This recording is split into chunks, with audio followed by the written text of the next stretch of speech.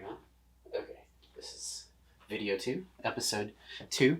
Actually, I could have done this through my phone. Oh, that is... Okay, hopefully that fixed my problem here. What's up, guys? Welcome back to another episode of this channel.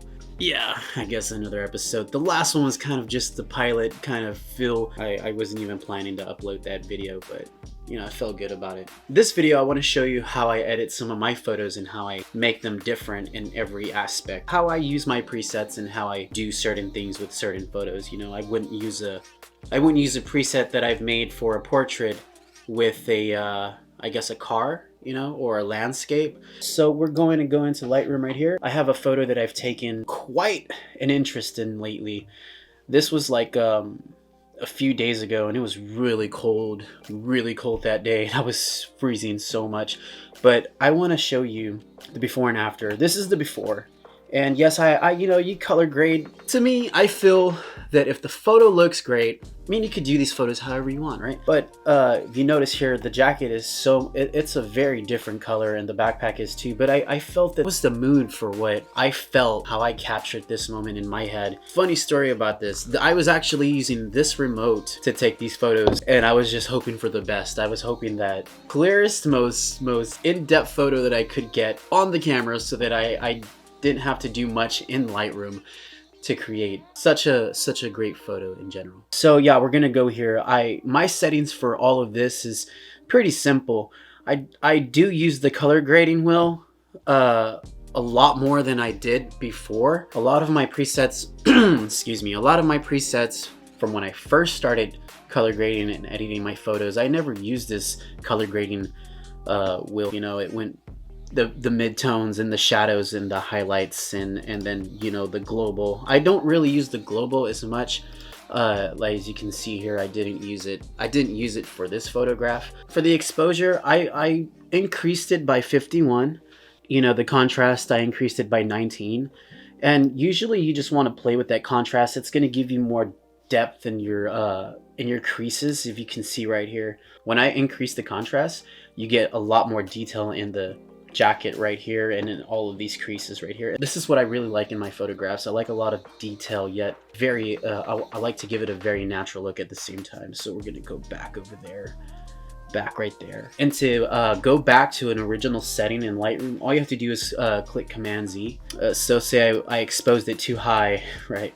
I can just click Command Z and it'll go back to the way it was, or wherever I had it before. Exposure originally was like this, and this is a good, you know, this is a good setting. It gives you a dark mood feeling. I like the way the exposure brightened my jacket and the way it brightened my face.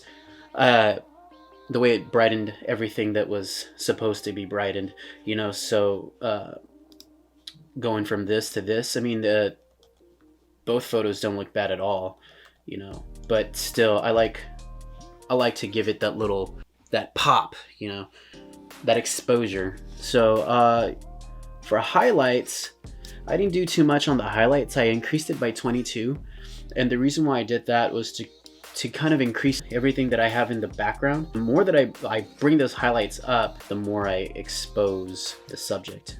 I brought it to a 22 just to expose enough in the background. I still had enough exposure on the subject. The main purpose in a photo is the subject. The whites, I decreased them, and the reason why I did that was because I brought up the highlights, so I had to decrease the whites to kind of balance it out, to kind of give it that feel. The blacks, I played with them a little bit, and you know, this is what I had at first right here. This is what I had at first, and the reason why I went down on the tones of the black was because it gave it more structure. It gave it more of more depth, and for the most part, that's the reason why I decreased that black. Now that we've done the light area, I want to do point curves, and the point curves really it gives you more to play with in the photograph, is what I'm trying to say. See that? You wouldn't be able to do all these back shadows and all of this with the shadows, because it's not only raising the shadows in the back, it's raising the shadows of the subject as well. Now with this, I left the temperature alone, I left the tint alone. All I really did was bump up the vibrance. There's not really so much of a difference in the vibrance that I put in those colors, right? Because I've already done everything up here that I needed to do. with the color mixer, I played with a few of the colors that I had here, and you know, want to always use your color mixer with the colors that are inside of the photo. I like to use a lot of desaturation in my photographs because I use a lot of color in my color grading wheel. So I desaturated the red and I brought the luminance up, which kind of brightens the color. The oranges, I desaturated again. As you can see, I really like to desaturate these colors, right? Yellows, I did the same thing. With the hue on the yellow, I really like... See, with this photo, it was a lot different. I felt a certain...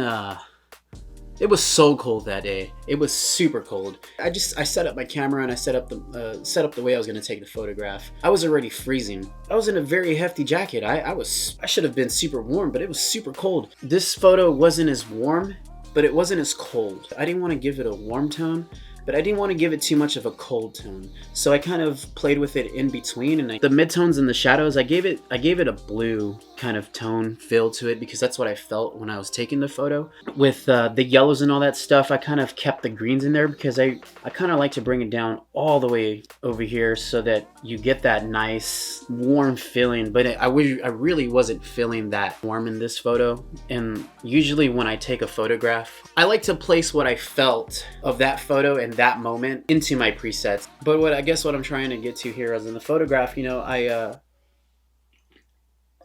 in the photograph, I felt that it was, you know, it was a mid-tone, it was a mid-feel, not too warm at all, but it was very cold. So I had to kind of settle those together and you know, blend them. But that's the reason why I used a very natural tone to these greens for this grass. With the mid-tones, it really plays with the shadow, that depth inside all of the jackets creases and the backpack's creases and all of that. See, if we had moved this to an orange tone, it would have given it a very warm feeling. And then the shadows, if you move the shadows to the more oranger side, you get more of a classic vintage feel to it. I felt that the blues were perfect for this situation, for this kind of feel, like I said, the way that I felt about this photo. And highlights, I didn't really play too much with the highlights. I kind of just left it the same. Blending really does a difference. The higher it is, the more desaturated your photo is going to look. And the more lower you have this blending, the more color tones that come out. Balance is the same way. It kind of just, you know, you got to just kind of play with it. I could have had it down over here and I could have just made it a very cold photo. This is what I was really feeling. When I stepped outside, this is exactly how I felt. You know, I wanted to give it that warm feeling, that warm North Face kind of feel to it. That is the color grading. So we're going to go into the effects now. And the effects, I didn't really mess with texture. If I had messed with the texture, a lot of those creases would have came out, and that's unnecessary because it looks so unnatural. It gives more of a natural feel to the photo if you just kind of leave the texture alone and you play with more of the clarity. I don't like too much clarity in my photo. I increased the clarity because I really wanted to get all these creases in folds in the jacket and in the backpack. The dehaze is the same thing. I had already played with all the shadows and all the, you know, the highlights and stuff, and it all comes together. And for me, with when I'm editing a photo, I like to go in order from my light to my color to my effects. I know how some other people do it. I wouldn't know, but I know that's the way that I do it. With this photo, I used very little grain. I increased the roughness so that you can see. Okay, yeah, and as we get into optics, I don't really use the remove chromatic aberration and the enable lens correction, but for this one I did. I used the enable lens correction to kind of naturally brighten the photo. As you can see, it darkens back down. But when I use the enable lens correction, I feel that it gives it that natural light that the camera did. Like I said, I don't really use the enable lens correction, but with this photo I did because I wanted to bring out all of those natural lights that the camera took in the first place of this photograph. Where I had the camera placed, I had it in a very dark covered area, but where I'm standing, I'm in a very light open area. That's how I got such a structured, a very sharp shot. But you know, with the preset, the way that like I said, the way that I messed around with the light and the color and the effects and the dehaze and all of that, brought down the light exactly to where I needed it to be, leaving those details in and leaving that structure of the backpack and the folds and all of that. Yeah, this video was just about how I edit these photos and stuff. I wanted to show you how I edit one of my favorite photos that I've taken. This is why I love photography. You know, you can capture such a beautiful moment and give it to others, but I think it's more amazing when you can capture a moment, go into one of these software programs and bring out what you feel onto this photo. I think it's amazing. I think it's absolutely amazing. So yeah, if you have reached the end of this video, thank you so much for watching, for taking the time out and going through this little tutorial with me. If you liked it, please like this video and subscribe. If you didn't, please don't say anything horrible. My little heart can't handle it. But seriously, I will show you more videos on how I use Lightroom and how I use Photoshop and how I do all of these things to create a moment like this. So thank you guys for watching. See you in the next video. Dude, this coffee smacks. Oh.